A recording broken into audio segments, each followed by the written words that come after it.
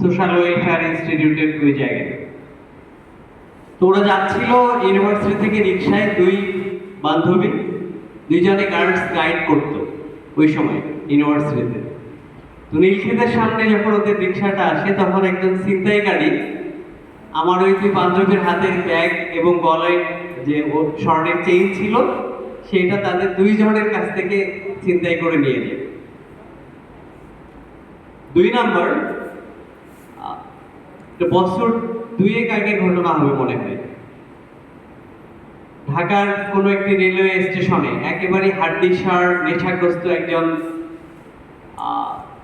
কি বলবো মস্তিষ্ক বিকৃত একটা ছেলে ইউনিভার্সিটির একটা মেয়েকে পাশে কোথাও নিয়ে গিয়ে রেপ করেছিল। এটা মনে হয় তোমরা সবাই জানো, বাংলাদেশে তখন অনেক বড় নিউজ হয়েছিল। বুঝলো, থ্যাংক ইউ স্যার। তো এই দুইটি উদাহরণ আমি দিলাম যে যদি মনের বাঘে আমার দুই বান্ধবীকে না খেত আর ইউনিভার্সিটিতে পড়ুয়া ওই মেয়েটাকেও মনের বাঘে না খেত, তাহলে এই ছিনতাইকারী এবং র্যাপিস্ট কেউই আসলে রক্ষা পেত না।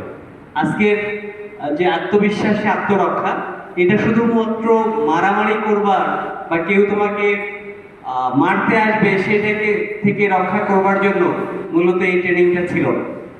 এটা ছিল আত্মবিশ্বাস গঠনের জন্য একটা প্রশিক্ষণের উদ্বোধনের দিনে আমি ছিলাম, যেটা হোস্টেলে আমাদের হয়েছিল, মেয়েদের হোস্টেলে।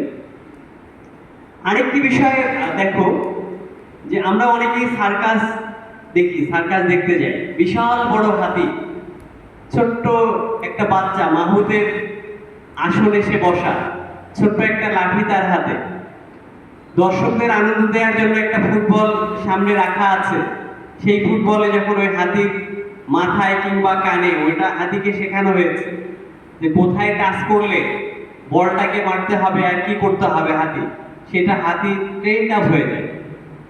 কিন্তু হাতি যদি নিজে জানতো যে পৃথিবীতে স্থলভাগে সবচেয়ে বড় প্রাণীটি এবং শক্তিশালী প্রাণীটি আমি নিজেই, আর আমার উপরে একটা ছোট বাচ্চা বসে আছে, তাহলে কোনোদিন হাতিকে এইরকম ডমিনেট করার সম্ভব হতো না মানুষের পক্ষে।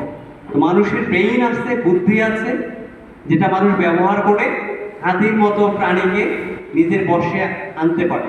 তো হাতির ওই যে আমি বললাম যে আত্মবিশ্বাস হারানো একটা পৃথিবীর সবচেয়ে বড় প্রাণী স্থলভাগে, সে যখন নিজের উপরে আত্মবিশ্বাস হারিয়ে ফেলে, সে যখন তার বোধশক্তি হারিয়ে ফেলে যে আসলে আমি কি, আমি নিজেই সেটা জানি না, তখন তাকে বসে রাখা কিংবা তার উপরে খবরদারি করা অনেক বেশি সহজ হয়ে যায়।